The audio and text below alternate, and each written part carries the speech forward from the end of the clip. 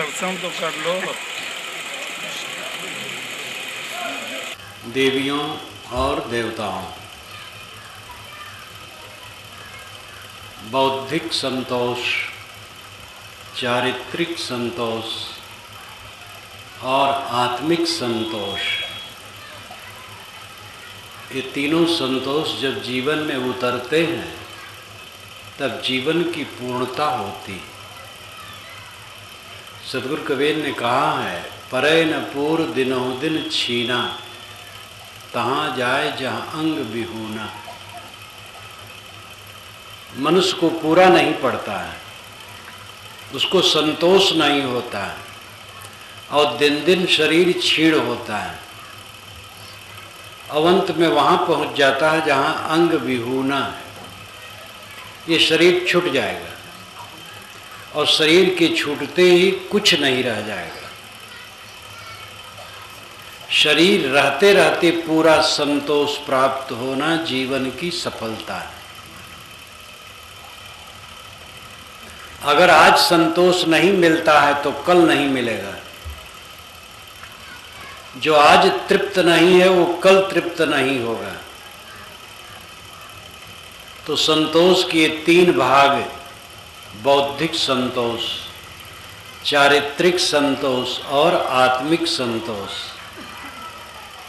बौद्धिक संतोष तब होता है जब सच्चा ज्ञान हो।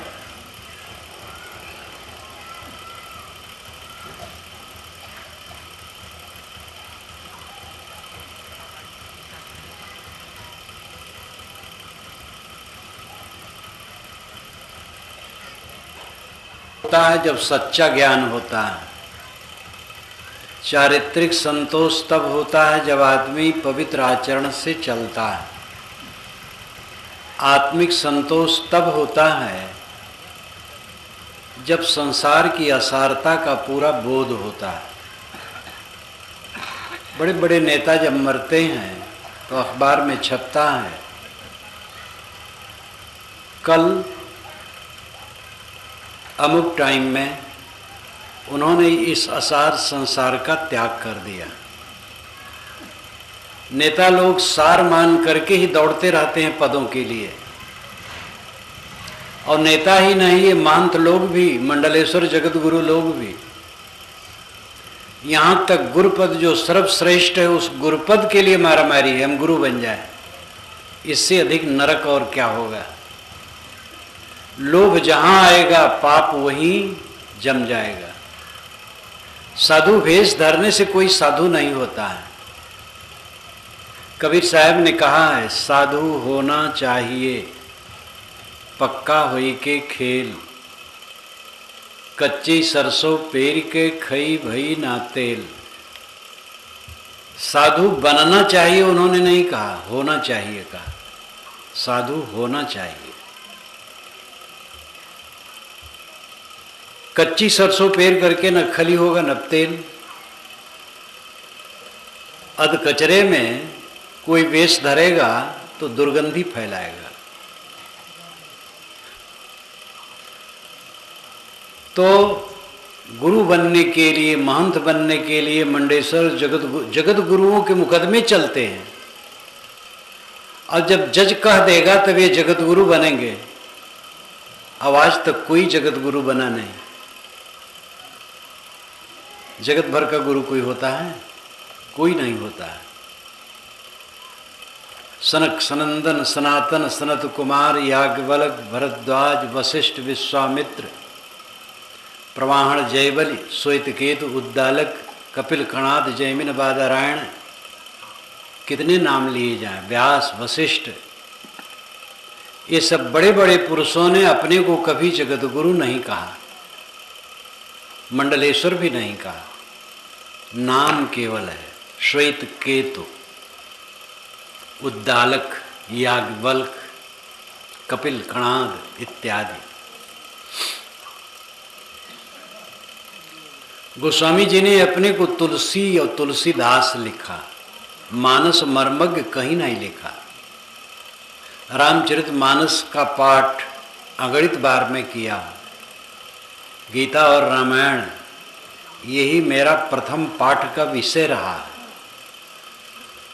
जब कबीर साहब की वाणी मिली तो कबीर को अध्ययन किया। पहले तो मैं रामायण और गीता का ही अध्येता था, और इसीलिए तुलसी पंचामृत, मानसमणि, रामायण रहस्य ये सब लिखा। तुलसी वाङ्मय में मैंने कहीं नहीं पाया कि गोस्वामी जी ने अपने को मानस मर्मज्ञ लिखा हो। लेकिन आज 4 चौपाई याद करने वाले मानस मर्मज्ञ हैं, और इतना नहीं, प्रतिवाद भयंकर शास्त्रार्थ महारथी तर्क पंचानन है। कबीर नानक ने अपने को कबीर लिखा, नानक लिखा, नानक दासा कबीर दास। और इनके अनुगामी इतने तृष्णा में पड़ गए हैं बड़े बड़े पदों के लिए कि हद है। सब जगह लिफाफा बढ़ गया है, और जो मौलिक चिंतन है वो छूट गया है। हमें उस तरफ लौटना चाहिए। ज्ञान के विषय में थोड़ा सा निर्देश। सच्चे ज्ञानी बनो, अंधविश्वासी न बनो। परंपरा में सब कुछ सच नहीं होता, और परंपरा में सब झूठ नहीं होता। एक जगह मेरा कार्यक्रम होता है तो एक पंडित उसमें संचालन करते हैं। वो पंडित पुरोहित भी हैं, विद्वान भी हैं, योग्य हैं। एक कुर्सी ले लेते हैं, बैठते हैं और संचालन करते हैं। तो उन्होंने मेरे विषय में थोड़ा परिचय दिया और फिर कहा, अच्छा सज्जनों, अब परंपरा विरोधी विचार साहब के सुनिए। तो मैंने शुरू किया, मैंने कहा, भाई परंपरा विरोधी विचार तो मेरा नहीं है, हाँ परंपरा को लेके पूरा नहीं है। गोस्वामी जी को परंपरावादी कहते हैं लोग, क्या परंपरा को निभाए हैं? पूर्व परंपरा में इंद्र सबसे बड़ा पूज्य है, और गोस्वामी जी ने इंद्र को पूरे मानस में गाली दी है। सूख हांडले भाग 60 तक कहा है। तो परंपरा का निर्वाह उन्होंने कहाँ किया?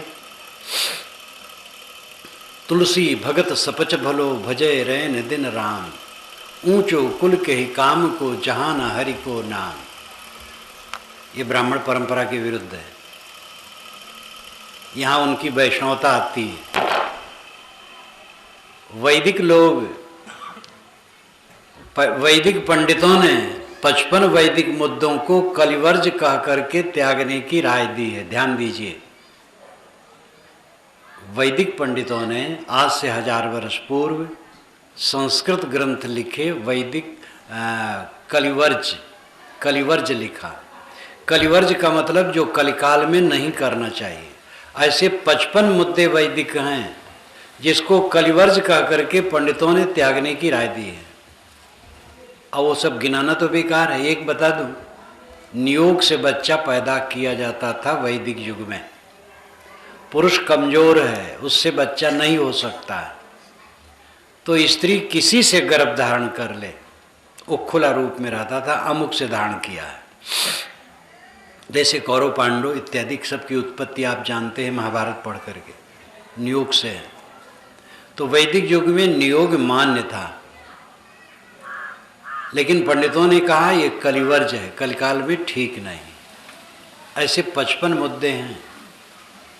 जो कहता है पंडित पोगापंथी होता है, उसका उत्तर है कि अगर पोगापंथी होता तो 55 वैदिक मुद्दों को कलिवर्ज कह करके त्यागने की राय कैसे देता। और ये माना जाए कि परंपरा की बात छोड़ी नहीं जा सकती और वैदिक सारे मुद्दे छोड़े नहीं जा सकते, तो उसका उत्तर है तब 55 मुद्दे क्यों छोड़ दिए गए। इस्लाम में माना जाता है बड़े कट्टर परंपरावादी हैं, कहाँ परंपरा निभा रहे हैं। हजरत मोहम्मद के ज़माने की परंपरा आज उनमें कहाँ है, बहुत बदल गई है। हाँ, उनमें ज़्यादा कट्टरता है, इसलिए ज़रा डरते हैं लोग। हिंदुओं में विचारों की उदारता है, इसलिए यहाँ दर्शनों का उदय, चिंतन मनन अधिक हुआ। मुसलमानों में व्यवहार की उदारता, हिंदुओं में विचारों की उदारता है। मुसलमान कहेंगे हमारे मस्जिद में कोई आओ, नमाज पढ़ो, सब पढ़ो। हिंदू आज भी ऐसे हैं जो कहेंगे कि मंदिर में हिंदुओं का एक बड़ा वर्ग नहीं जा सकता, जिनको वे अछूत मानते हैं। कहते हैं वो, वैसे जाते सब हैं, वो कहते हैं। मुसलमान कहेंगे कुरान सब पढ़ें, कोई पढ़ सकता है। लेकिन आज भी जगतगुरु कहलाने वाले भारत के कहते हैं शूद्रों को वेदों में अधिकार नहीं है और स्त्रियों को भी नहीं। त्योहारी को है, त्योराइन को नहीं है। पाणे वेद पढ़ें, पढ़ाइन नहीं पढ़ सकती। ये ब्राह्मणत्व है। और चारों वेदों में कहीं नहीं लिखा है कि स्त्री और शूद्र वेद नहीं पढ़ सकते, बल्कि स्त्री और शूद्र वेद मंत्र के रचयिता हैं। मैंने अपने बीजक की भूमिका में लिखा है और सब नंबर दिया है। 1 दर्जन से अधिक स्त्रियां हैं जो वेद मंत्रों की रचयिताएं हैं। अब आज के जगत गुरु कहलाने वाले लोग विद्वान होते हैं तो पढ़ लें, थोड़ा पढ़ते नहीं। क्योंकि आदि शंकराचार्य ऐसे बड़े विद्वान और वैराग्यवान हो करके, अद्भुत पुरुष आदि शंकराचार्य, याद होती है तो मन गदगद हो जाता है। उनके विवेक चूड़ामणि पर तो मैं इस समय भाष्य लिख रहा हूँ। लेकिन वो महापुरुष, क्या कहूँ मैं उसे, इतना विद्वान, क्या वो वेद नहीं जान सकता था? और खुद उसने माना है कि वेद में अधिकार शूद्र और स्त्री का नहीं। किस आधार से माना है? चारों वेदों में कौन सी पंक्ति है जिसमें लिखा है कि स्त्री और शूद्र का अधिकार नहीं? परंपरा ऐसी प्रकार प्रदूषित हो जाती है, अच्छे अच्छे लोग भटक जाते हैं और फिर पूरी परंपरा भटक जाती है। छुआछूत होती है, ये ब्राह्मणत्व है। जब हरिद्वार के एक मंडलेश्वर ने कहा आपकी बात ठीक है लेकिन परंपरा तो परंपरा, मैंने कहा कौन सी परंपरा? तो बोल नहीं पाए। मैंने कहा आपकी परंपरा का मूल ग्रंथ क्या है? तो विद्वान है वो, संस्कृत के अच्छे पंडित हैं, लेकिन चुप रहे, जानते हैं वेद है। मैंने कहा वेद में कहाँ कौन पंक्ति है कि जिसमें लिखा है मनुष्य अछूत होता है? कोई उत्तर नहीं दे सके। चारों वेदों में एक पंक्ति भी नहीं है जिसमें लिखा हो कि मनुष्य अछूत होता है। स्मृतियों में लिखा है, ये पीछे की पुस्तकों में लिखा है, मानस में भी लिख दिया गया है, पूजी विप्रशील गुणहीना, लेकिन वेदों में नहीं लिखा है। मनुर्भव जनया दिव्यम जन्म, मनुष्य बनो दिव्य जन समाज पैदा करो, ये लिखा है। पंच एमिरे जना, ऋग्वेद में लिखा है पंच जना एमिरे, पंचजन ब्राह्मण क्षत्रिय वैश्य शूद्र निषाद। ये साणाचार्य का भाष्य है। मैंने अपने भाष्य में लिखा है ज्ञानी, शासक, व्यवसायी, शिल्पी और श्रमिक। ये पूरी दुनिया में 5 वर्ग सदा रहे, सदा रहेंगे, यही अर्थ है वेद का। और इस कहते हैं एमिरे, पंच एमिरे जना, पंच जना एमिरे, एमिरे नाम हवन करना, पंच जन हवन करते हैं।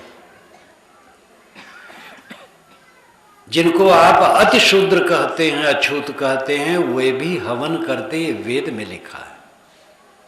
और वेद वेद चिल्लाने वाले कितने भटक गए हैं। साहब ने कहा है पढ़े वेद भरम मर्म नहीं जाना।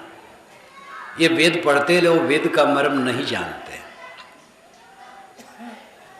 ये सब अज्ञान। मैं कह रहा था मुसलमानों में विचारों की उदारता कम है, व्यवहार की उदारता है। हिंदुओं में विचारों की उदारता, व्यवहार की अनुदारता है। इन दोनों को एक दूसरे से गुण सीखना चाहिए। लेकिन मुसलमान लोग अब जातवादी बन रहे हैं और हिंदू लोग अब संप्रदायवादी बन रहे हैं। मुसलमान जैसे कट्टर हैं, हमें हिंदुओं को कट्टर होना चाहिए, ऐसा हिंदू लोग कुछ पाठ पढ़ाते हैं। और मुसलमानों में अब सैयद सैयद पठान में ऊंच नीच की भावना ज़्यादा बढ़ रही है। और ये दोनों का दुर्भाग्यपूर्ण है। विचार और व्यवहार दोनों में सब उदार बने। मनुष्य में दो नहीं है, पूरा मनुष्य एक है। कबीर साहब ने कहा एक है त्वचा हाड़ मलमूत्रा, एक रुधिर यज्ञूदा, एक बिंद बुंद से सृष्टि रची है, को ब्राह्मण को शूद्रा। रजोगुण ब्रह्मा तमोगुण शंकर सतो गुणी हरि होई, कहाँ कबीर राम रम रही हिंदू तुर्क न कोई। राम में रमो, कोई न हिंदू है न मुसलमान है। कोई कह सकता हम राम में क्यों रमें, अल्लाह में रमेंगे। साहब कहें कोई हर्ज नहीं, अल्लाह राम जियो तेरी रहें। अल्लाह राम एक ही बात है, न पानी पियो जल पियो, जल न पियो पानी पियो, वाटर पियो, बात एक है। शब्द में क्यों रचते हो। मस्जिद में हिंदू भी जाए, मंदिर में मुस्लिम भी जाए, तब इनकी उपासना, इनका उपासना स्थल सार्थक है। सिनेमा में सब जाए, थिएटर में सब जाए, वेश्या के घर सब जाए, शराबालय में सब जाए, लेकिन उपासना स्थल में सब नहीं जा सकते। तो उपासना स्थल बेकार हो गया फिर। तो शराब खाना ही अच्छा है, वहाँ सब जाए और शराब पिए, और उपासना स्थल में सब नहीं जा सकते हैं। कैसे वो धर्म वाले पागल हो गए हैं। मानव मात्र का अधिकार सभी दिशाओं में होना चाहिए। कबीर साहब ने चाहा था आज से 500 वर्ष पूर्व कि मानव मात्र का अधिकार सभी दिशाओं में बराबर हो, और स्वतंत्र भारत में वो कानून के रूप में ढल गया। एक ब्राह्मण का लड़का जैसे आचार्य प्राचार्य हो सकता है, वैसे एक मेहतर का लड़का भी आज हो सकता है। लोकसभा भवन और विधानसभा भवन में चाहे वर्ण व्यवस्था के पक्षधर बैठे हों, लेकिन वे कबीर विचारों के अनुसार कानून बनाने के लिए विवश हैं। ये कबीर विचारों की सच्ची विजय। ये कबीर विचार की विजय नहीं है, मानवता की विजय, सत्य की विजय। और वैदिक ऋषियों ने ये कुछ नहीं माना था। सबर नाम के शूद्र, वेदों के मंत्रों के महान रचयिता, इतरा दासी का पुत्र महिदास अपने ब्रह्मचर्य के तेज से 116 वर्ष तक जीवित रहा, और उसके नाम से इतरे ब्राह्मण है। कबीर साहब उसी उदार धारा के तरफ समाज को लौटाना चाहते हैं। मनुष्य बनो, छुआछूत का पाखंड छोड़ो। छुआछूत मैं भी मानता हूं। स्वच्छता को लेकर मेरा कोई बिस्तर छू नहीं सकता, हाथ धो ले फिर छुए। मेरा भोजन मुस्लिम लड़का भी बनाया है, ईसाई लड़का भी बनाया है। हिंदू समाज में सभी वर्ग के लोग मेरा भोजन बना सकते हैं। मुस्लिम लड़का बनाया है, ईसाई लड़का। 18 बरस तक एक मुस्लिम लड़का मेरे पास था साधु रूप में, भाई मेरा भोजन बनाता था। पंडित लोग भी खाते थे, ईसाई लड़का भी बनाता था। आप लोग मुझे आज़ाद कर दें, कोई हर्ज नहीं, मैं डरता नहीं। मैं छुआछूत इस ढंग से नहीं मानता हूँ। हाँ, अशुद्ध है तो अछूत है। टट्टी घर से निकला अछूत है, स्नान कर लिया अछूत नहीं है। सब, हर आदमी तो अपना मेहतर है। सभी लोग टट्टी धोते हैं अपना अपना, दूसरे को धो दिया पाप कर दिया। इस बात को समझें और प्रयोग करें। जात पूछना बंद करो, किसी से जात मत पूछो। विवाह करना हो, अगर अंतरजातीय शादी आप नहीं मानते हैं तो पूछें। आप पूछ सकते हैं अंतरजातीय शादी करें कि न करें। एक लड़के ने मुझसे पत्र दे के पूछा, महाराज अंतरजातीय शादी आप उचित मानते हैं कि अनुचित। मैंने उसको उत्तर दिया, मैं शादी ही उचित नहीं मानता। तो अंतरजातीय शादी और गैर शादी के चक्कर में पड़ो, वैसे रहो, बिना शादी के रहो। हाँ, शादी करना है तो आप लोग जानो, अंतरजातीय करना हो अंतरजातीय करो, और जैसे चाहो वैसे करो। हम इसमें नहीं पड़ते। अंतरजातीय शादी करने से सब में एकता आएगी, और झंझट भी है, और झंझट झेले बिना एकता आएगी भी नहीं। लेकिन आपका विषय भैया, उसमें हम नहीं पड़ेंगे। हाँ, इतना मैं मानता हूँ कि अगर आप दूसरी जाति कहलाने वालों में शादी नहीं करना चाहते, अपनी जाति में करना चाहते हैं, तो विवाह के समय पूछ लीजिए, बाकी समय पूछने की जरूरत नहीं। अब अंतरजातीय शादी आप मानते हैं तो भी पूछने की जरूरत नहीं है। और जगह जगह कौन दूध के हो, रास्ता चलते चलते लोग पूछते कौन दूध के हो। अरे दूध पानी नहीं, मनुष्य मनुष्य। मनुष्य को देख करके नहीं जान पा रहे हो। एक पंडित जी ने कहा, कैसे जाति नहीं होती है? ब्राह्मण गोरे होते हैं, शूद्र काले होते हैं। मैंने कहा ब्राह्मणों में भी शूद्रों में भी काले होते हैं, गोरे होते हैं। तो कई शूद्रों में जो गोरे होते हैं वो ब्राह्मणों के अंश हैं। तो मैंने कहा ब्राह्मणों में जो काले होते हैं वो, तब बेचारे मजबूर हो गए, वो तो शूद्र के अंश हो गए सब। वेद व्यास जी महाराज कृष्ण थे, काले थे, इसलिए कृष्ण द्वैपायन नाम उनका है।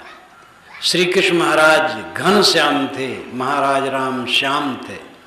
श्याम और घन श्याम थे, तो महाराज राम और कृष्ण को क्या टाट के बाहर करोगे? अगर राम कृष्ण आज आ जाएं तो उनको हम अपने सर पर रख लेंगे, और सांवले थे इसलिए उनको अलग कर देंगे क्या? सांवला गोरा कुछ नहीं, मानो मानो है। समाजशास्त्रियों ने समाज का विभाग 3 में किया है, यूरोपाग, मंगोलाग, निग्रोसम। गोरे रंग लेकर के हैं वो यूरोपाग में आते हैं, काले रंग लेकर के हैं वो निग्रोसम में आते हैं, और लाल रंग लेकर के हैं वो मंगोलाग में आते हैं। लेकिन ये जलवायु के कारण है, तत्व में नहीं फर्क है। इस भूमंडल के किसी कोने के नर और किसी कोने की नारी से बच्चे होते हैं, इसलिए मानव में 2 जाति नहीं है। जात संस्कृत भाषा का शब्द है, इसका अर्थ होता है पैदा होना। जात पैदा हुआ, जाति पैदा होना। जिनकी पैदाइश है कि उनकी जाति को, बकरी से और सूअर से बच्चे नहीं होते इसलिए उनकी जातियां अलग हैं। गाय से और ऊंट से बच्चे नहीं होते इसलिए उनकी जातियां अलग हैं। लेकिन इस भूमंडल के किसी कोने के नर और किसी कोने की नारी से बच्चे होते, इसलिए 2 जाति नहीं। वर्ण व्यवस्था काल्पनिक है। वर्ण व्यवस्था केवल काम का बंटवारा था, पीछे योग्यता के अनुसार किया गया, उसके पीछे जन्म से मान लिया गया। वर्ण व्यवस्था के 3 संस्करण हुए। पहला संस्करण काम का बंटवारा था, दूसरा संस्करण योग्यता के अनुसार था, और तीसरा संस्करण जन्म से हो गया, तब से विकृत हो गई। आज तो वर्ण व्यवस्था कहीं नहीं। मनुष्य मनुष्य है, ये हमारी दृष्टि होनी चाहिए। जो अपने को ब्राह्मण मानते हैं वे कल्पना करें कि मेहतर कहे जाने वाले घर में जन्मे होते तो क्या ख्याल रखते। यही चाहते कि हमारे साथ लोग उदार बर्ताव करें। क्या उनके 7 पुरखों में ये पक्का है कि उनके घर में जितने बच्चे पैदा हुए हैं उन्हीं के वर्ण के हुए हैं? कहीं वर्ण संकर नहीं हुआ है? क्या अनेक जन्मों में पीछे हुए कहीं दूसरे कुल में नहीं पैदा हुए हैं? कौन जानता है। बस युधिष्ठिर तो कहते हैं महाभारत में, जातरत्र महासर्प मनुष्यत्ते महामते संकरात सर्ववर्णानाम दुष्परिच्छेद में मति सर्वे सर्वा सुपत्यानि जनयन्ति सदा नराः तस्माच्छीलम प्रधानेष्टम विदुर्ये तत्वदर्शिनः। जाति मनुष्यत्व है, सभी वर्णों में संकर है, सम्मिश्रण है। सर्वे सर्वा सुपत्यानि जनयन्ति सदा नराः। युधिष्ठिर कहते हैं सभी वर्णों जातियों की स्त्रियों से सभी वर्णों जातियों के पुरुषों ने बच्चा पैदा किया है। कबीरी भाषा में एकदम बोल रहे हैं। सर्वे सर्वा सुपत्यानि जनयन्ति सदा नराः तस्माच्छीलम प्रधानेष्टम विदुर्ये तत्वदर्शिनः। इसलिए तत्वदर्शी विद्वान मानते हैं कि कर्म से आदमी, शील से ब्राह्मण या उच्च होता है। जन्म से सब बराबर हैं, कर्म से उच्च होते हैं। ब्राह्मण कहा जाने वाला चोर, व्यभिचारी, हत्यारा है तो जेल जाता है। शूद्र कहा जाने वाला सदाचारी है तो आदर पाता है। इसलिए सदाचार का महत्व है। इस यथार्थ ज्ञान को हमें केवल समझना नहीं चाहिए, प्रयोग करना चाहिए जीवन में। भूल जाना चाहिए कौन जाति का कौन है, मनुष्य है, सबसे प्रेम करो। अंग फड़कने से कोई हानि लाभ नहीं होता है। दाहिना पुरुष का, बायां अंग स्त्री का फड़के तो लाभ है, बायां पुरुष का और दायां स्त्री फड़के तो हानि। ये कल्पना है, ये झूठी कल्पना है। कोई अंग फड़के बिल्कुल निश्चिंत होकर के अपना काम करो। अंग फड़कने से कोई लाभ हानि नहीं है। छूछा घड़ा देख करके चलोगे काम बिगड़ जाएगा, भरा घड़ा देख करके काम बन जाए, दोनों झूठ है। छूछा घड़ा भरा घड़ा में कोई हानि लाभ नहीं है। सबसे बड़ा अशुभ है तेली। तेल लेकर के कहीं तेली सामने आ गया, अगर किसी काम से आप जाते हैं तो समझ लो बंटा ढार है। और सिर पर तेल आप लगाएं, बंटा ढार नहीं हो रहा है। रोज तेल खाते हो, तेल लगाते हो, बंटा ढार नहीं होता है। तेल देने वाला बंटा ढारू है। कैसी दुर्बुद्धि है हमारी। जिस समाज ने तिलहन का पता लगाया, तेल दिया, जिससे हमने पकवान बनाए, दवाइयाँ बनाई, शरीर में लगाए, प्रकाश चलाए, उस समाज को हमने अशुभ माना। ये हमारा महापाप है। तेली अपराधी नहीं। इस धारणा को बिल्कुल दिल से निकाल देना चाहिए। भूत प्रेत नाम की कोई चीज नहीं होती है जो आपको लगती है। भूत प्रेत जहां होते हैं वहां मैं रात रात खूब रहा हूं, कोई भूत प्रेत नहीं मिला। लेकिन भूत प्रेत का प्रचार करने वाले बड़े बड़े विद्वान लगे हुए हैं। आजकल टीवी ने तो भयंकर विनाश किया। न मालूम कितने चमत्कारों की बकवास उसमें चल रही है। सुनता हूं मैं तो देखता नहीं। चमत्कार पूरा का पूरा झूठ है, चाहे जिसके नाम में लगा हो। नाम लेने की अब जरूरत नहीं। दुनिया के बड़े बड़े कहलाने वाले, चाहे उनका नाम पैगंबर हो, चाहे अवतार हो, चाहे गुरु हो, चाहे संत हो, चाहे और कुछ हो, जिनके नाम में, चाहे जिसके नाम में चमत्कार लगा है, वो सब का सब झूठ है।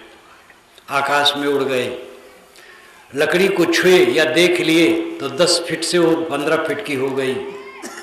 एक सूत नहीं बढ़ सकती है लकड़ी। जिला दिए, मुर्दे को जिला दिए गुरु बाबा। 1000 गुरु मिल करके नहीं, 1000 ईश्वर मिल करके एक मरी हुई मक्खी नहीं जिला सकते। प्रकृति का विधान अपना है। कहते ईश्वर भी नहीं जिला सकता है। ईश्वर चाहे सूरज पर कमल और कमल पर सूरज खिला दे, बहुत बढ़िया बात। ईश्वर से कहना चाहिए कि सूरज पर कमल और कमल पर सूरज न खिलाए, धरती से पाप को खत्म कर दे। और नहीं कर पा रहा है, सूरज पर कमल खिला देगा?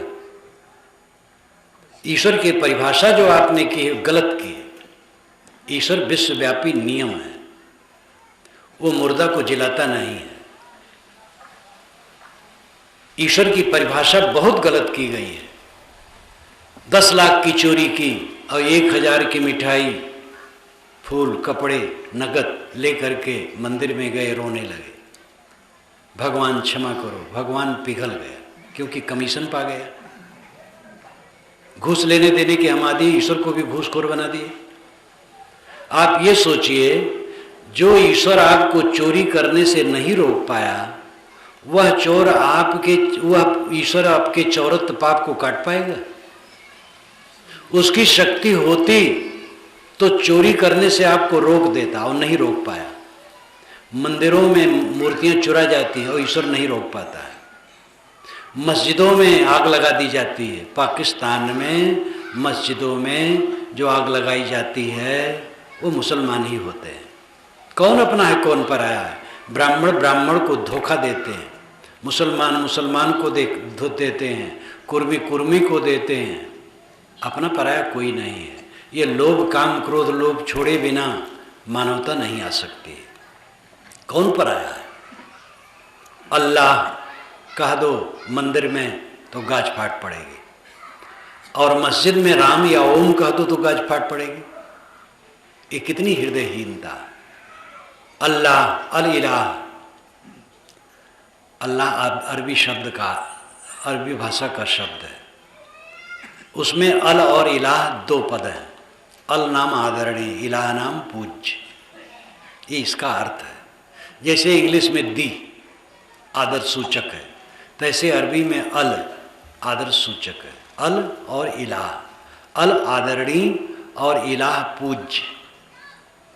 आपका ऋग्वेद पहला वेद है, बड़ा वेद है, और उसका पहला मंत्र है अग्निमीले पुरोहितम यज्ञ से देवमृतजम होतारमृतन धात्मम। ये भी गायत्री मंत्र है। अग्निमीले ये पहला शब्द है। अग्निम ईले, ये पीछे बच्चों को हटाया क्यों नहीं जा रहा है?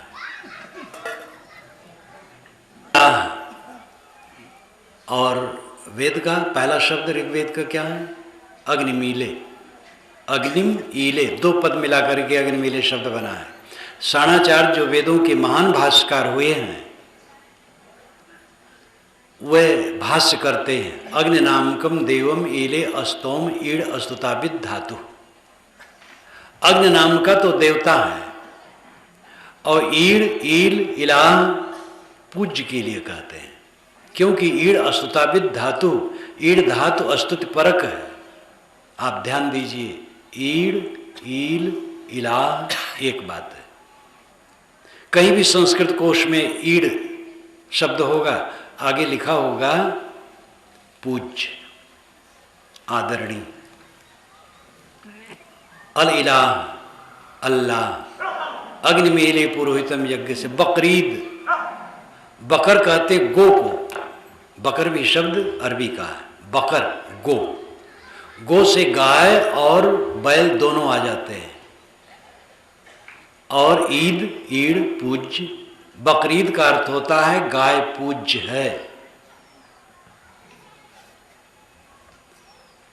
मुसलमान लोग घुटने टेक करके नमाज पढ़ते हैं। वेदों में बारंबार घुटने टेक करके नमाज प्रार्थना करने की बात आई है।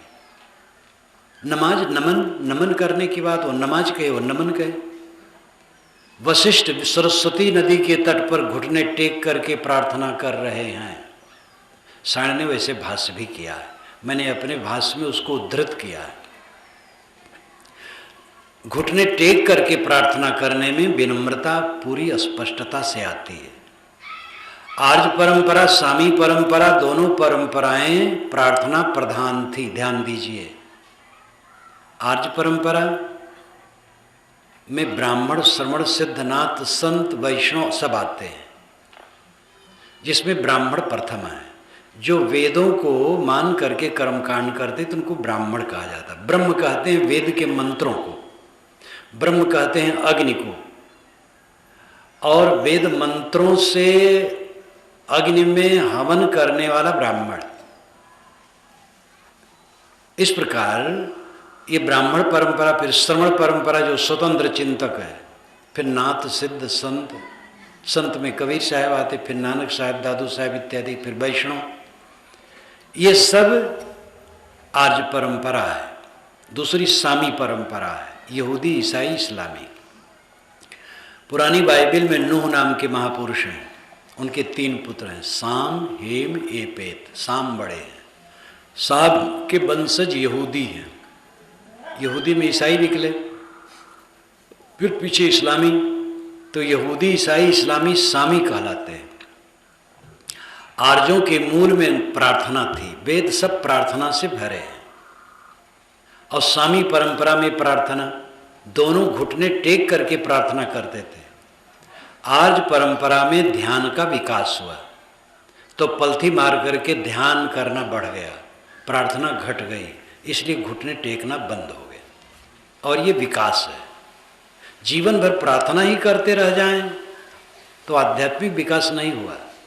ध्यान में पहुँचे, ध्यान में ही समाधि होगी और कैवल्य होगा। इसलिए आर्य परंपरा में घुटने टेकना बंद हो गया, परंतु पहले दोनों में एक समान घुटने टेकना था। दुआ, आप जानते अरबी भाषा में दुआ, दुआ आशीर्वाद के लिए, मंगल कामना के लिए, प्रार्थना के लिए है। और वही अर्थ वेद में है। वेद में बारंबार दुआ आता है, देवेश कृणतो दुआ, ये ऋग्वेद का मंत्र है। हम देवता के लिए दुआ करते हैं। तो इहराम क्रिया होती है, जब लोग जाते हैं मक्का तो वहाँ पर इहराम क्रिया एक होती है, सिर्फ बाल छिलवा देते हैं, सफ़ेद कपड़े हम जैसे हम पहने ऐसे पहन लेते हैं, और वह ब्रह्मचर्य व्रत लेते हैं, और वह हिंसा नहीं करते, मांस नहीं खाते, कोई नशा नहीं लेते, और उसको इहराम क्रिया कहते हैं। वासस और उत्तरी 2 परिधान पहनते हैं, वासस लुंगी, उत्तरी चद्दर। राम और कृष्ण आप देखेंगे वासस और उत्तरी 2 धारण किए।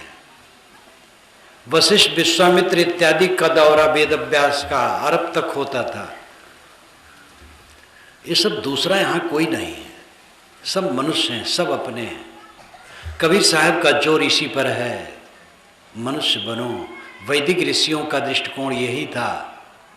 हम लोगों को खाई पाटना चाहिए, खाई खोद के बढ़ाना नहीं चाहिए, अंधविश्वास से ऊपर उठना चाहिए।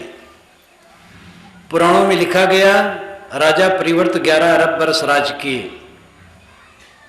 जहां पहुंचे रब वहां पहुंचे कर, और जहां पहुंचे गाड़ी वहां पहुंचे मारवाड़ी। मारवाड़ी वहां पहुंच करके व्यापार कर लिए जहां आज तक गाड़ी नहीं पहुंची। जहां रब की किरणें नहीं पहुंचती वहां कब की कल्पनाएं पहुंचती हैं। 11 अरब वर्ष राज्य किए और 2500 वर्ष का ठीक से इतिहास नहीं मिलता है। वेदों में कहीं नहीं लिखा गया है कि कोई 1000 वर्ष जीता है। 100 वर्ष जीने की कामना चारों वेदों में की गई है। वेद के ऋषि आधुनिक हैं कि पुराण के लेखक? वेद के ऋषि तो आधुनिक लगते हैं। वेद के ऋषि 100 वर्ष जीने की कामना करते हैं। चमत्कार की बात वेदों में नहीं है। वे कहते देवता भी कर्म विधान और प्रकृति के नियमों के बस हैं। इन सब बातों पर ध्यान देने की आवश्यकता है। गुरु महाराज आकाश में उड़ते हैं, 500 वर्ष के हैं, बिना खाए रहते हैं, जो चाहे दे सकते हैं, लड़का दे सकते हैं, क्योंकि ईश्वर ने उनको लाइसेंस दिया है, जिनको चाहे लड़का देते रहें। और गुरु महाराज स्वयं बीमार हो जाते, अपनी बीमारी नहीं दूर कर पाते। गुरु महाराज हो चाहे पीर महाराज हो, चाहे ज्ञानी जी हो, चाहे पादरी जी हो, चाहे मुल्ला जी हो, ये सब एक घाट पर नहाए हैं। कोई दो से एक संप्रदाय का नहीं है। सभी संप्रदायों में 2 नंबर का धंधा चलता है। ज़्यादा पैसा और ज़्यादा पब्लिक तब अपने अंदर में आएंगे जब चमत्कार की बात करो, और चमत्कार झूठाई है। धर्म में इसका विनाश है। उपनिषदों में कहीं चमत्कार की चर्चा नहीं है। न तो दैववाद है, न अवतारवाद है, न पैगंबरवाद है, न छुआछूतवाद है, न वर्णवाद है, और न कोई अंधविश्वास है। उपनिषदों में ज्ञान की चर्चा है, कर्म का सिद्धांत है। कबीर साहब का विचार अपना उपनिषद ही है। सच्चे ज्ञान की तरफ बढ़ो। भूत प्रेत झूठे हैं। आप रात में जाते हैं, शमशान में भूत चढ़ बैठता है, और वहीं गाय का बछड़ा रात भर सोता है, भूत कुछ नहीं कर पाता है। कब्रों में चींटियां बिल बना के रहती हैं और प्रेत उनका कुछ नहीं कर पाता है, और लाखों चींटियों से अधिक वजनदार अब आपको रगड़ डालता है प्रेत। ये भ्रम। दिशाशूल आपको लगता, मंगल बुध उत्तर दिश काला। मंगल बुध को इलाहाबाद से फैजाबाद नहीं आना चाहिए, और बृहस्पति को फैजाबाद से इलाहाबाद नहीं जाना चाहिए, और जाते हैं लोग, कुछ नहीं होता है। दिशाशूल झूठ। योगिनी दाहिने बाएं है झूठ। ग्रह टेढ़ा है, हमारे ऊपर सीधा कैसे है? खुले आकाश में जितने लोग बैठेंगे सबको सूरज की गर्मी बराबर लगेगी, और टेढ़ा है तो पूजा करके शांत कैसे होगा? पूजा करके क्या कोई एक बल्ब बुझा सकता है, स्विच ऑफ न करे तो? ये सब घोर अंधविश्वास, और समाज इसमें सड़ रहा है, और बड़े बड़े ठेकेदार भटकाने वाले लगे हुए हैं अंधविश्वास में दुनिया को डाल करके। धर्म के नाम पर जितना मूर्ख बनाया गया है दुनिया में, और किसी आधार पर नहीं बनाया गया। एक वकील, व्यापारी और राजनेता बदनाम है अपनी झूठाई के लिए, और एक धार्मिक अपनी झूठाई के लिए प्रशंसित है। अगर मैं कहूँ मेरे गुरुजी ने पेड़ से कहा हट जा, तो हट करके वहाँ जाके खड़ा हो गया, तो आप कहेंगे हाँ आपके गुरुजी पहुँचे हुए हैं। आप ये नहीं कह सकेंगे कि ये झूठ है। झूठ कहेंगे तो नास्तिक हो जाएंगे। लेकिन एक गुरु बाबा नहीं, 1000 गुरु बाबा मिल करके जबान से पेड़ को इधर से उधर नहीं कर सकते हैं। पेड़ ने एक घास नहीं कर सकते हैं। नाखून में जो आगे हिस्सा है, एक सूत भी कोई गुरु बाबा बढ़ा नहीं सकते, न घटा सकते हैं। इस तथ्य को समझो, इस वास्तविकता को समझो। वीर बनो, धर्म के नाम पर कायर न बनो। सच्चा धर्म है संयम और शील, ढकोसला और पोगापंथी नहीं। इसलिए ज्ञान हमारा सही होना चाहिए, निर्भ्रांत। कर्म करने की प्रेरणा आपको कहाँ से मिलती है? ऊपर वाला करवाता है। ईश्वर की इच्छा के बिना तृण नहीं हिलता। बात बहुत अच्छी लगती है। तो दुनिया में जितने अच्छे कर्म होते हैं इसका संगत बैठ गई। जो बुराइयां होती उसकी संगत कैसे बैठेगी? घूस लेते हैं लोग, बिना ईश्वर की इच्छा के घूस कोई कैसे लेगा? बिना ईश्वर की इच्छा के जेब कोई कैसे कतरेगा? और घी में डालडा और डालडा में चर्बी कैसे मिलाएगा? और मंदिर और मस्जिद में आग कैसे लगाएगा? और सामूहिक हत्या कैसे करेगा? बम्बई में एक ही बार कई बम विस्फोट किया गया रेलवे लाइन में, बिना ईश्वर की इच्छा के कैसे किया गया? बिना ईश्वर की इच्छा के तृण नहीं हिलता है तो बम का विस्फोट कैसे हुआ? अमेरिका की बिल्डिंग तोड़ दी गई हवाई जहाज टकरा करके, ईश्वर की इच्छा रही होगी। ये आतंकवादी जो फैले ईश्वर की इच्छा है, कहते जाते हैं, कुछ सोचते ही नहीं सोचते हैं। ईश्वर की इच्छा नहीं, मनुष्य की इच्छा। मनुष्य कर्म करने में सर्वथा स्वतंत्र है। जैसी उसकी बुद्धि होती वैसे कर्म करता है, जैसे कर्म करता वैसे फल पाता है। उसे अपने को संभालना चाहिए। आप कठपुतली नहीं हैं, आप अपने कर्मों के कर्ता और विधाता हैं। कठपुतली हैं तो फिर उपदेश देने की क्या जरूरत है? प्रवचन की क्या आवश्यकता है? ग्रंथ क्यों बने? शास्त्र क्यों बने? आप कठपुतली नहीं हैं। सारे ज्ञान विज्ञान का दाता कौन है? दुनिया के जितने शास्त्र हैं, वेद पुराण कुरान बाइबिल, सारे धर्म ग्रंथों का रचयिता कौन है? मनुष्य। सारे ज्ञान विज्ञान का विकासक कौन है? मनुष्य। सारे ईश्वरों का निर्माता कौन है? मनुष्य। सारे देवी देवताओं का निर्माता कौन है? मनुष्य।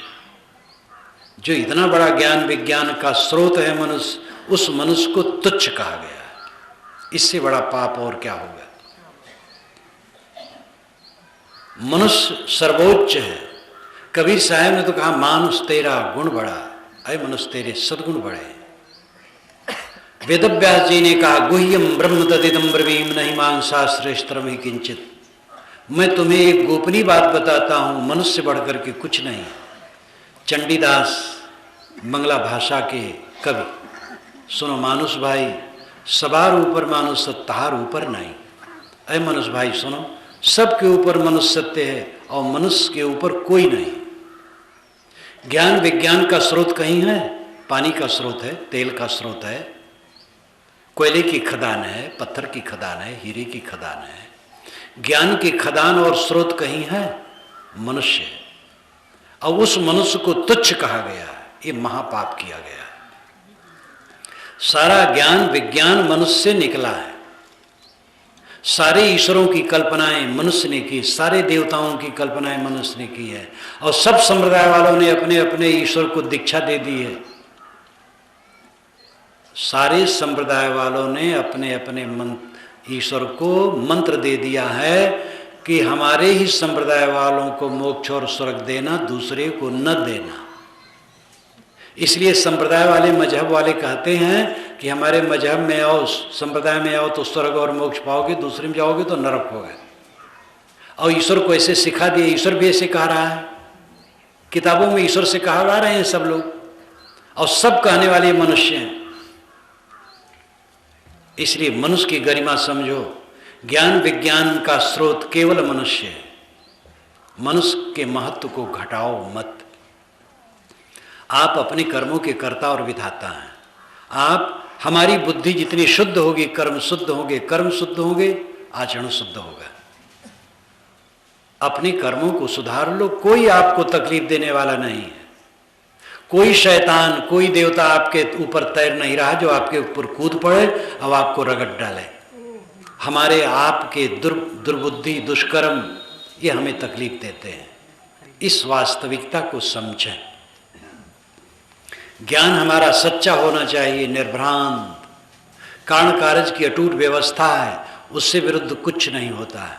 एक जगह मैं प्रवचन कर रहा था, छोटा समाज था, 30 वर्ष पुरानी बात है।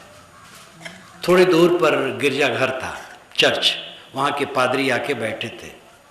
बूंदी पड़ने लगी, सब उठ पड़े, बरामदे में आ गए।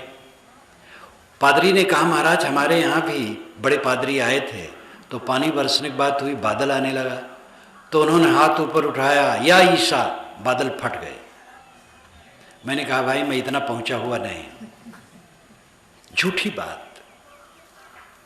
कोई कहा उस समय फिर नहीं बरसा तो लगा लेते हैं कि हाथ उठाने सो गया। आप ही बैठे बैठे इन स्त्रियों को बच्चा का आशीर्वाद देते रहो तो किसी को हो जाएगा। उसको होना था, हो गया, बस आपकी बात लग गई। एक गांव में रात में 4 लोग जाते थे गांव के बाहर रात उलीचने। वे समझते थे रात को उलीचोगे तो रात जाएगी, नहीं तो रातें बनी रहेगी। तो पारी बंधी थी, गांव के 4 लोग बाहर जाएं तो रात भर उलीचें। रात को सवेरा हो जाए तो समझे हमने उलीच दिया। तो एक समझदार आदमी दूसरे गांव से आया, जब जान पाया तो कहा आज न उलीचो। अरे भैया न उलीचेंगे तो रातें बनी रह जाएगी। अरे कहे आज रुके रहो, तो वो रोक लिया। तब प्रकाश जब हो गया तब समझे अरे हमारे उलीचस नहीं तो स्वयं होती है। तो ऐसे रात लोग उलीचते हैं अंधविश्वास में पढ़ करके। कर्म सिद्धांत जब तक मजबूत नहीं होगा पाप धरती से नहीं जाएगा।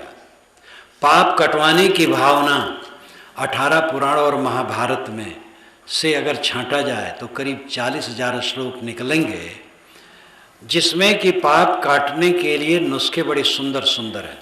ऐसे दूसरे मतों में भी है। 18 पुराण और महाभारत, वाल्मीकि रामायण में बहुत कम है ये सब चीज़।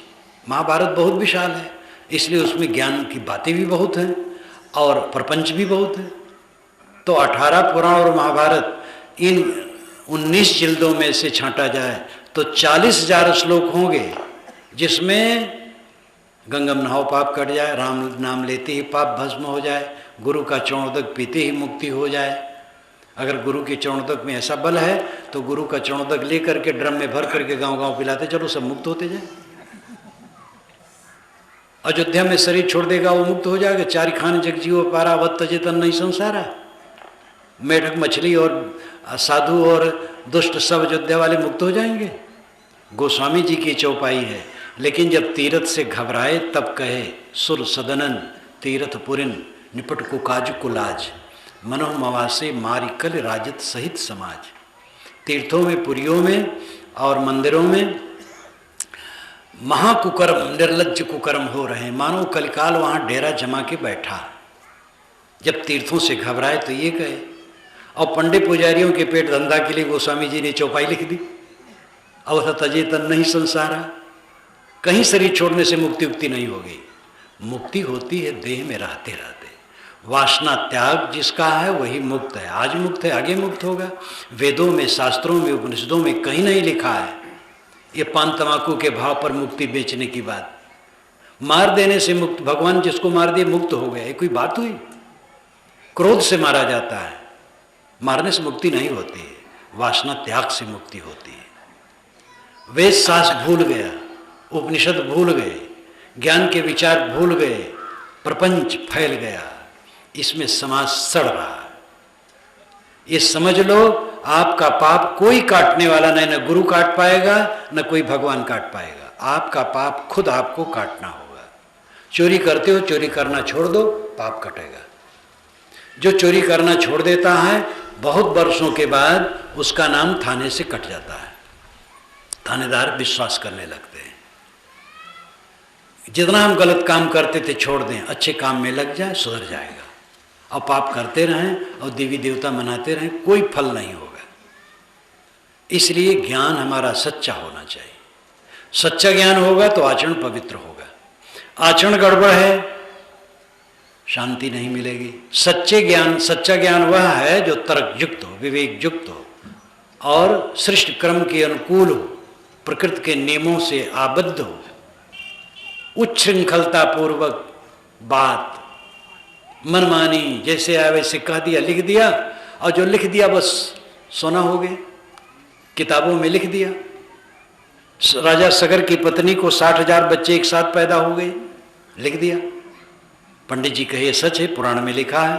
तो एक भगत ने कहा कि लिखा हो तो सच। कहे बिल्कुल। कहे मैं भी एक बात बताऊं। कहे बताओ। कहे एक किसान था, 60 एकड़ उसकी जमीन थी, तो उसमें उड़द बो दिया।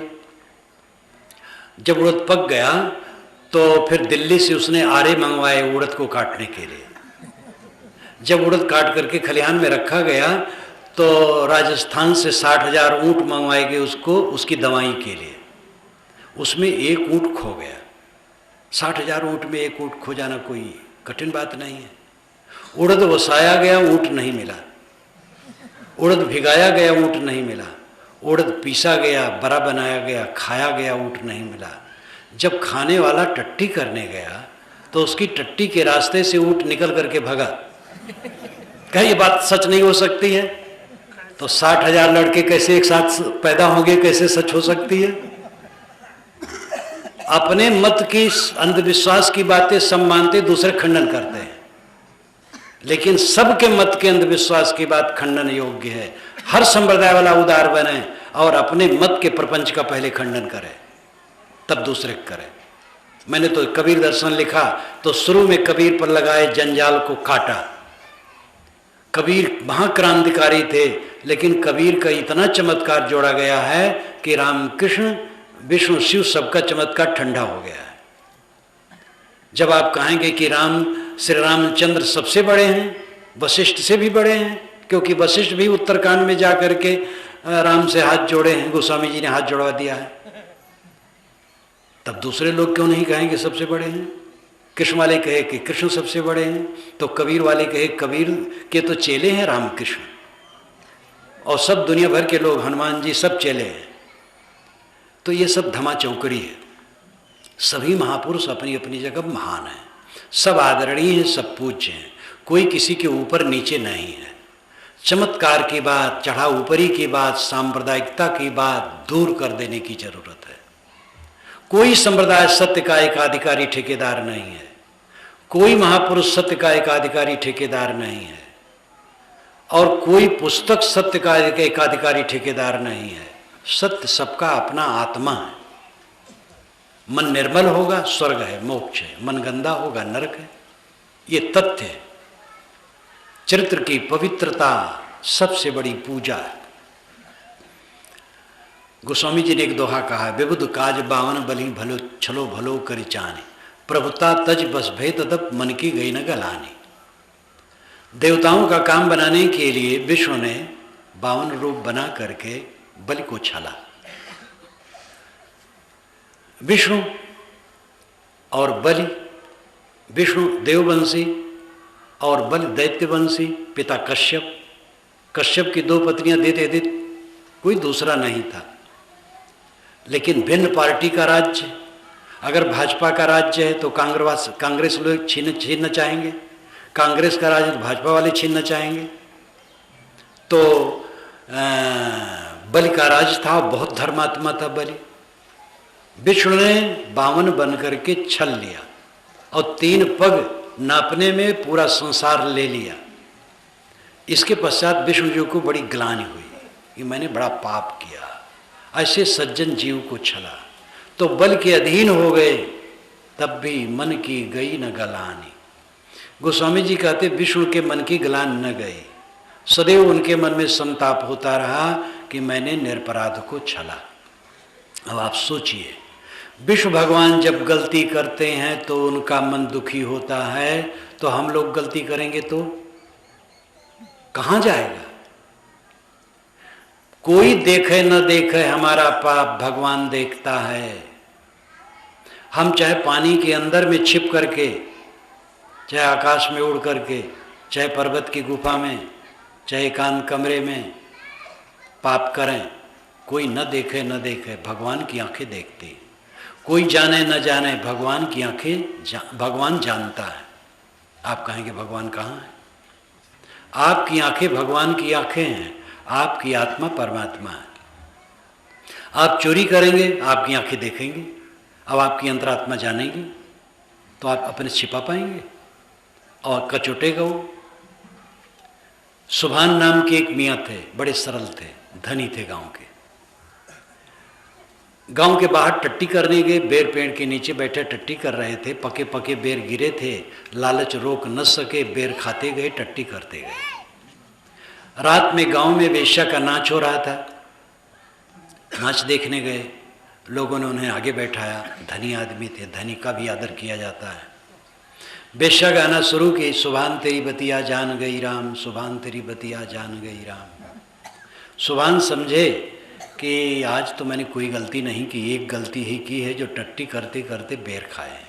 और इसने कहीं देखा जरूर है, और सभा में कह देगी तो बड़ी बदइज्जती होगी। वो एक कीमती शाल ओढ़ रखे थे, उतार करके दे दिए। बहुत खुश हुई। अगली कड़ी गाई, सुभान तेरी बतिया कह दूंगी राम। तो उन्होंने सोचा बहुत बेवकूफ स्त्री है, 500 रुपये एक साल दे दिया, अभी कहती कह दूंगी राम। पहले कहती केवल जान गई ना, अब कहती कह दूंगी राम। लेकिन मन महसूस करके उन्होंने अपनी बेशकीमती अंगूठी उतार करके दे दी। इतना इनाम गाना गाते कभी नहीं मिला था। उछल पड़ी।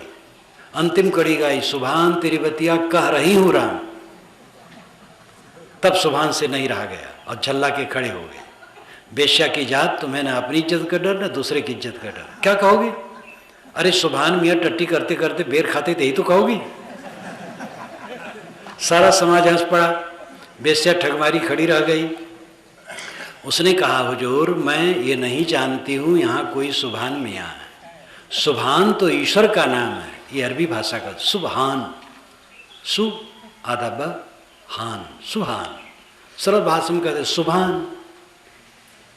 सुभान ईश्वर। अय ईश्वर मैं तेरी बात कहूंगी, मैं नहीं जानती कि यहाँ सुभान मियाँ कोई है। तो परमात्मा सबके अंदर में बैठा है, इसलिए हमें पवित्र आचरण से रहना चाहिए। अब एक बात की और परीक्षा करनी है, क्या विष्णु ने बलि को छला? ये बिल्कुल झूठ है।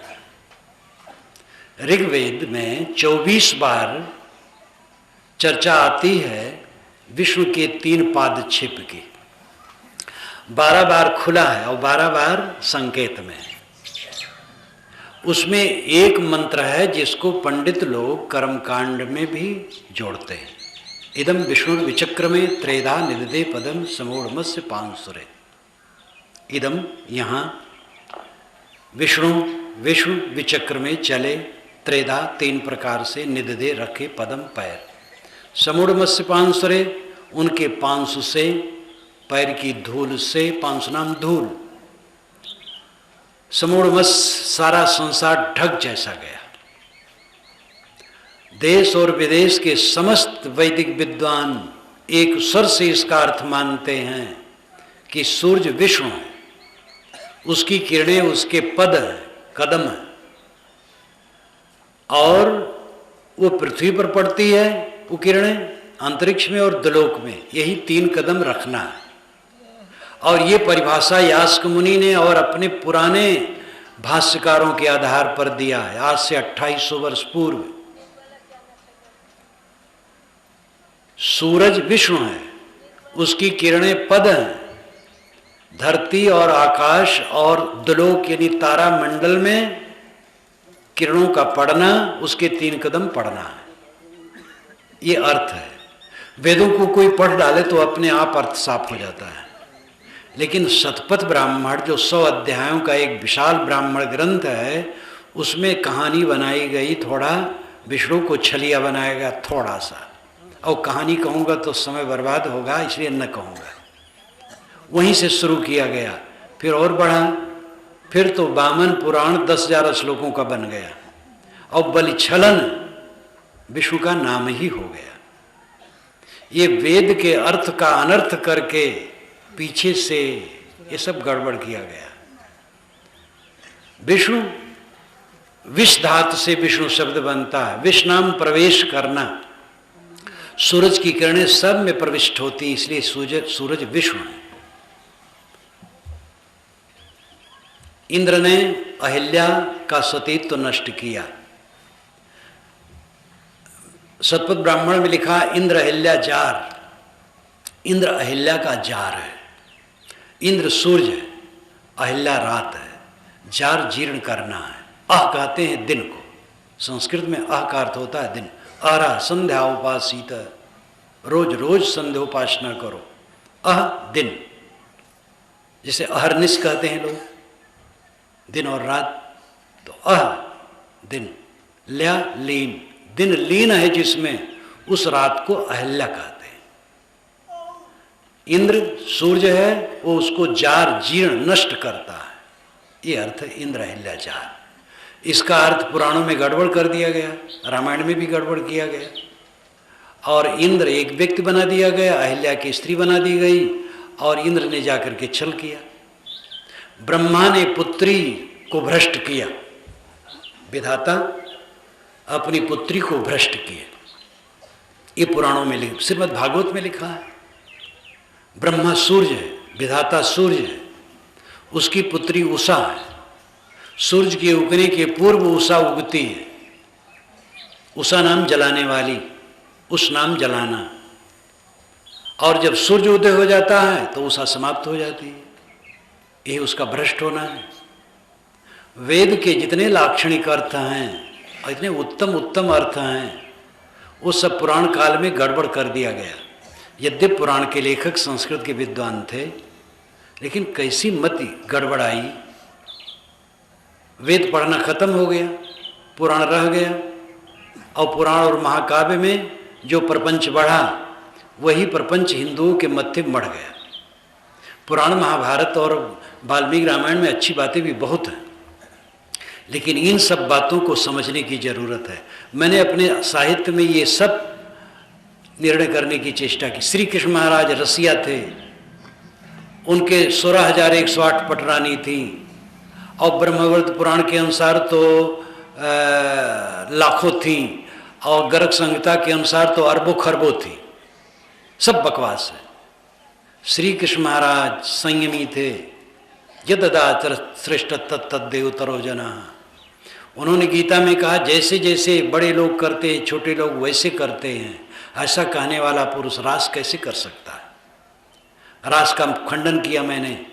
एक प्रकाश द्विवेदी ने जब उद्धव गीत लिखा तो मुझे उसमें कई संस्कृत हिंदी में सम्मतियाँ आईं, तो मुझे कहा आप भी सम्मत दीजिए। मैंने कहा तुम मेरे पास आओगे तब लिखूँगा। कहे नहीं, आपकी पारखी दृष्टि चाहिए। तो मैंने लिखा और पारख में छपा। तो अयोध्या के कई विद्वानों ने सोचा, ऐसा तो हम लोग कभी सोचे नहीं। मैंने तर्क दिया है कि कोई ऐतिहासिक आधार नहीं है श्री कृष्ण का रास करना। महाभारत प्रथम ग्रंथ है, महाभारत में कहीं रास की चर्चा नहीं है। और श्री कृष्ण महाराज के चौथे पन में हुआ है ये राजसु यज्ञ युधिष्ठिर ने किया है, और वहीं पर शिशुपाल ने गाली दी है उनको। लेकिन ये नहीं कह पाया है कि कृष्ण रास करते हैं। अगर रास करते तो वो कहता। और रास 10 बरस की उम्र में माना जाता है। 10 बरस की उम्र में वैसा कोई कर ही नहीं सकता जैसे भागवत में लिखा है। और उसको बड़े बड़े पंडित कहते हैं गुहितम गुहि लीला है। कौन सी गुहि लीला है? रास करवाते हैं लोग। जब ये कुंभ मेला चलता, अभी इस वर्ष भी है, रास वाले हमारे कैंप में आए, कहे महाराज हम ब्राह्मण हैं, थोड़ा खाने पीने दे दीजिए, और दान दक्षिणा जो करेंगे लोग मेला वाले हम स्वीकार लेंगे, और आप कुछ पैसा न दीजिए। हम लोग कहे भाई हम ये सब नहीं करवाएंगे। बहुत पीछे पड़े। तो हमारे संतों ने कहा कि हम अपने पंडाल में श्री कृष्ण महाराज को नाचते देख नहीं सकते। तो कहे महाराज क्षमा कीजिए, मैं नहीं जानता था। अब आज जगतगुरु कहलाने वाले अपने पंडाल में कृष्ण को नचवा रहे हैं, रास करवा रहे हैं, जबकि इतिहास है ही नहीं। और उन्हीं देखा देखी राम को भी रसिया बना दिया गया है। बृहद कौशल खंड, हनुमत संहिता, अनेक ऐसी संस्कृत में रामायणें हैं जिसमें राम को रसिया बना डाला गया है, जबकि राम एक पत्नीवर्ती। और पूरे वाल्मीकि रामायण या मानस में देखिए एक पत्नीवर्ती है, उनको रसिया बना डाला गया। तो ये विकृतियाँ बहुत आई हैं। मैंने रामायण रहस्य में इसका खंडन किया है कि न तो श्री कृष्ण ने रास की और न राम ने रास की। और कृष्ण कौन में मैंने श्री कृष्ण महाराज के लिए लिखा। तो इसलिए इन सब बातों पर हमें गहराई में जाने की जरूरत है। सदाचार, चरित्र उज्जवल, चोरी करने वाला, व्यभिचार करने वाला, हत्या करने वाला, झूठ बोलने वाला और दुर्गुण दुराचार में पचने वाले के चित्त में कभी शांति नहीं आ सकती है। क्या हो?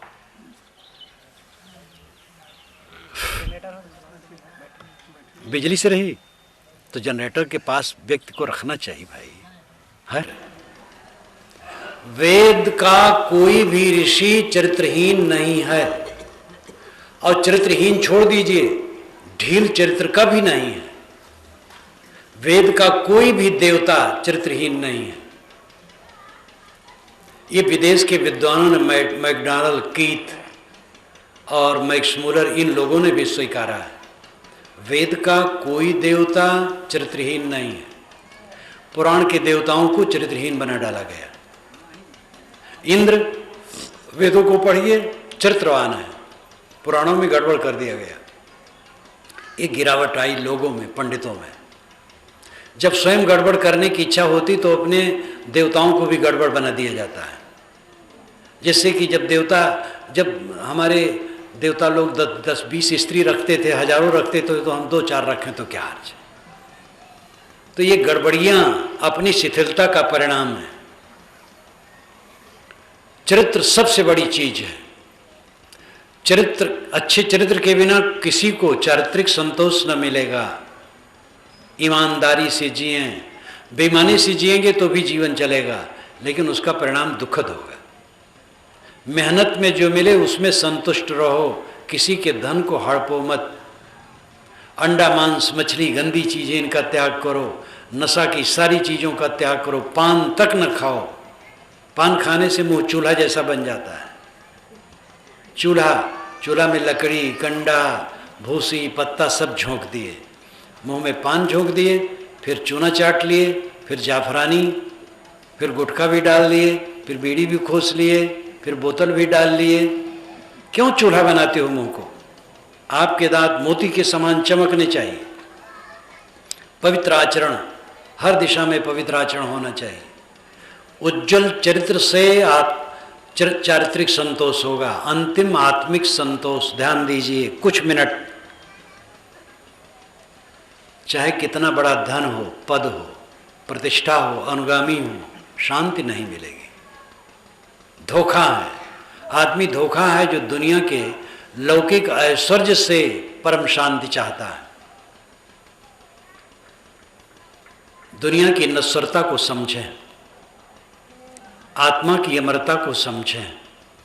बचपन से आज तक दृश्य जितने आए गायब हो गए।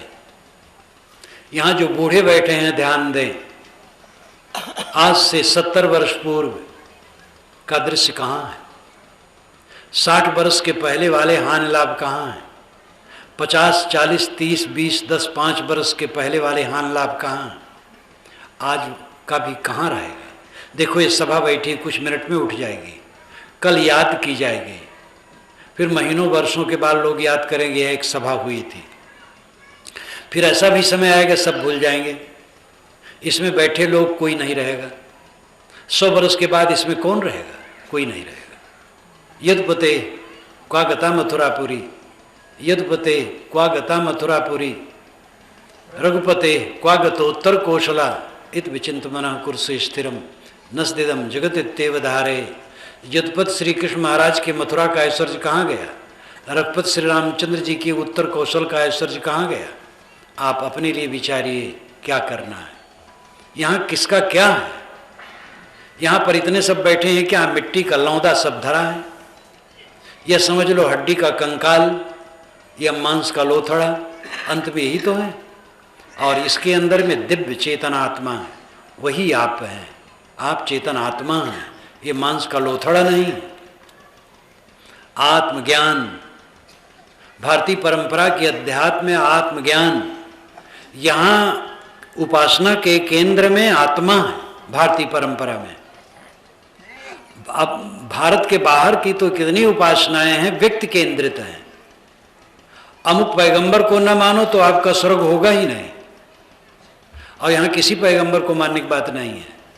वेद के ऋषि आदरणीय हैं, लेकिन हमारी उपासना के केंद्र में नहीं है।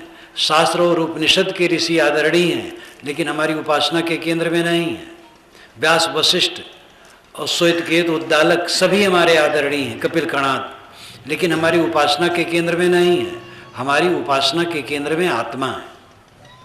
और यही बात सूफी संतों ने स्वीकारा। सूफी संतों ने भी यही स्वीकारा जो मुस्लिम संत थे। हक हरगिज ने आबी तानगीरी चार तर्क, तर्क दुनिया, तर्क मौला, तर्क उकबा, तर्क तरक। सही रास्ता तब तक नहीं मिल सकता जब तक चार का तर्क यानी त्याग न करे। दुनियादारी का त्याग, मोह का त्याग।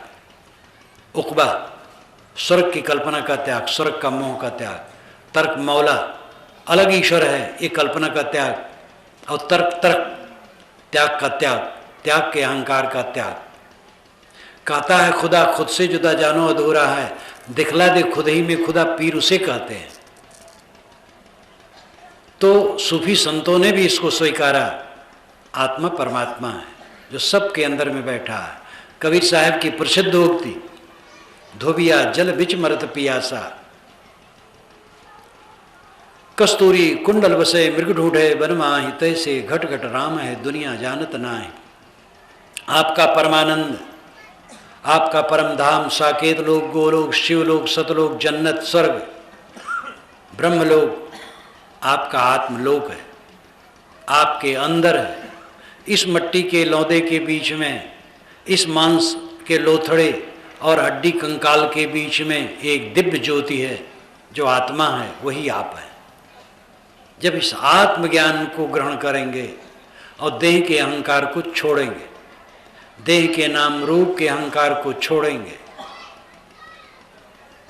और ध्यान चिंतन मनन करेंगे, चित्त एकाग्र करेंगे, आत्मस्थित होंगे, तब आत्मिक संतोष मिलेगा।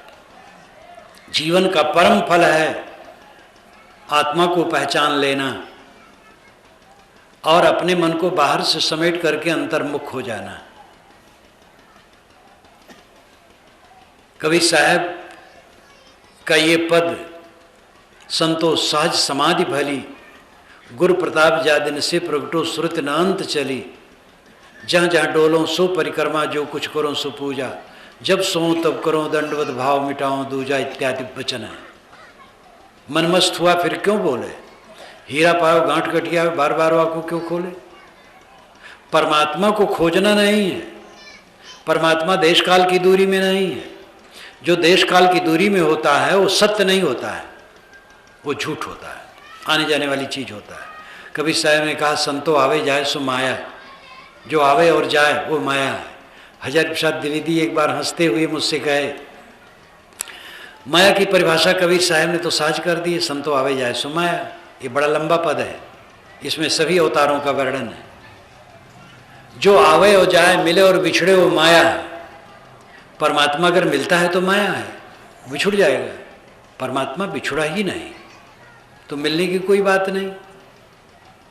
इतने टाइम था मैं प्रवचन करके एकांत गया, वहाँ पास में झुरमुट था, उसमें ध्यान में बैठ गया। तो एक 20-22 का नवयुवक, 20-22 वर्ष का नवयुवक खोजते खोजते मेरे पास गया।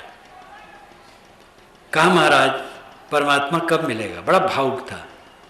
तो मैंने कहा परमात्मा के बिछुड़ने की तारीख तुम बताओ तो मिलने की तारीख में बताऊं। तो स्तंभित रह गया। मैंने कहा परमात्मा बिछुड़ा ही नहीं, परमात्मा की सुगंधी सबको निरंतर आती है। जैसे कस्तूरी मृग की नाभि में है, सुगंधी उसको वहीं से आती है, लेकिन वो घास फूसों में खोजता है, जानता नहीं। जान जाए तो सुगंधी मिल ही रही है, खोजना बंद हो जाए। अनंत सुख, निर्भय सुख, अचल सुख, अनपायनी सुख, जो छूटने वाला सुख न हो, हम चाहते हैं। और वह सुख स्वप्न नहीं है, वह सुख मिथ्या नहीं है, वह सुख केवल आदर्श नहीं है, काल्पनिक नहीं है, वास्तविक है। वो आपके अंदर है।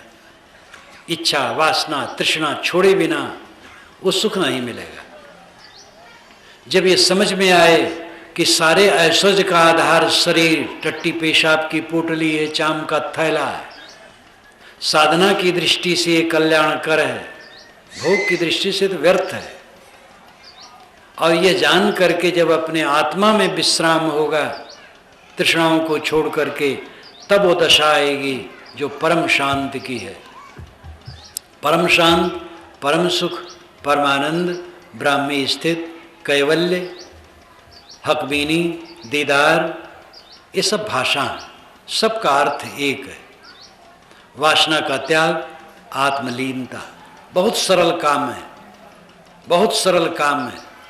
आप काले बाल को उजले होने से रोक नहीं सकते हैं, चाम में सिकन आने से रोक नहीं सकते हैं, परिवार और पदार्थों पर कब्जा कर नहीं सकते हैं, लेकिन मन को शुद्ध कर सकते हैं, मन को शांत कर सकते हैं, मन पूरा निर्मल होता है। सामान्य व्यक्ति नहीं, साधक को भी भ्रम होता है कि मन पूरा निर्मल नहीं होता है। इंद्रियों से कोई काम क्रिया छोड़ सकता है, लेकिन मन तो काम वासना सोचेगा। ऐसा सामान्य साधकों को भी भ्रम होता है, लेकिन तथ्य यह है कि मन से भी काम वासना की पूर्ण निवृत्ति होती है, मन पूरा निर्मल होता है।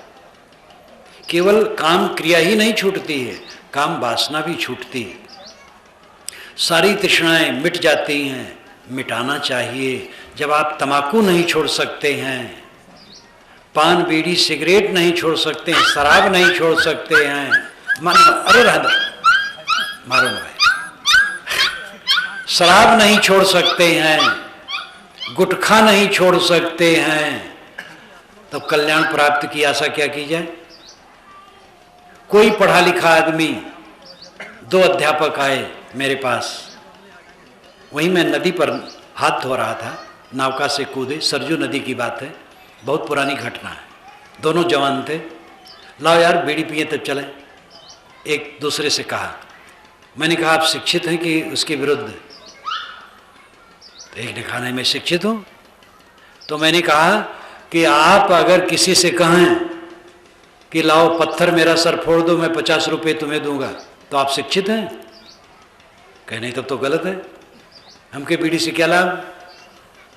तो चुप। कहे हम लोग ठाकुर हैं और अध्यापक हैं। मैंने कहा इसीलिए मैं कह रहा हूं। दोनों ने बीड़ी तोड़ करके फेंक दिया पानी में, कहे अब नहीं पीऊंगा। तो कुसंग में पढ़ करके लोग आती हो जाए। एक बार एक जगह प्रवचन चल रहा था, एक सज्जन जा रहे थे, तो बैनर में मेरा नाम पढ़े, मेरे पास आ गए, कहे महाराज मैं तो समझता ही नहीं कि आपसे मिलूंगा, आपकी पुस्तकें पढ़ता हूँ, आज मिल गया, बहुत खुशी हुई, मैं जा रहा हूँ, बड़ी जल्दी में हूँ। मैंने कहा भाई मेरी पुस्तकें पढ़ते हो तो मुझे दक्षिणा देते जाओ। तो घबरा गए, महाराज क्या दूँ। मैंने कहा अपना मुंह साफ रखो। वो पान तम्बाकू खूब खाते थे, देखा मुंह। मैंने कहा यही दक्षिणा मुझे दे दो। तो 10 सेकंड सोचे कि महाराज देता हूँ, अब कभी नहीं खाऊंगा। तो ये कुसंगत में हो जाता है, कोई बड़ी बात नहीं है। वीर बनो, ये सब गंदगी छोड़ो, आसक्ति छोड़ो। अंत में देहाभिमान, काम वासना, विषय वासना का भी त्याग करना चाहिए। बाल पकने लगे, मन शुद्ध नहीं हो रहा है। कबीर साहब ने व्यंग किया है, ऊपर उजर कहा भो बोरे, भीतर जहूँ कारो हो, तन के वृद्ध कहा भो बोरे, मनुआ जहूँ बारो हो। शरीर बूढ़ा हो गया, मन बालक बन करके उछल रहा है। शरीर जितना बूढ़ा है उतना मुक्ति का आनंद लो, सब तृष्णा छोड़ो, सब दुर्व्यसन छोड़ो। इस संसार से जाना है, जहाँ हम बैठे हैं यहाँ से अचानक उठ जाना है, इसको याद रखो। जब दुनिया की निस्सारता समझ में आएगी तब आत्मा आनंद का सार मिलेगा। गोस्वामी जी ने एक बहुत बढ़िया दोहा कहा है, तुलसी जौलों विषय की मुधा माधुरी मीठ, तौलों सुधा सहस्र सम राम भगत सुठसीठ। गोस्वामी जी कहते हैं जब तक विषयों की व्यर्थ मिठास अच्छी लगती है तब तक राम भक्ति 1000 गुना अमृत होने पर, शुद्ध होने पर भी फीकी लगती।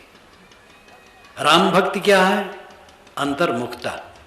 उन्होंने कहा कि जहां काम तहां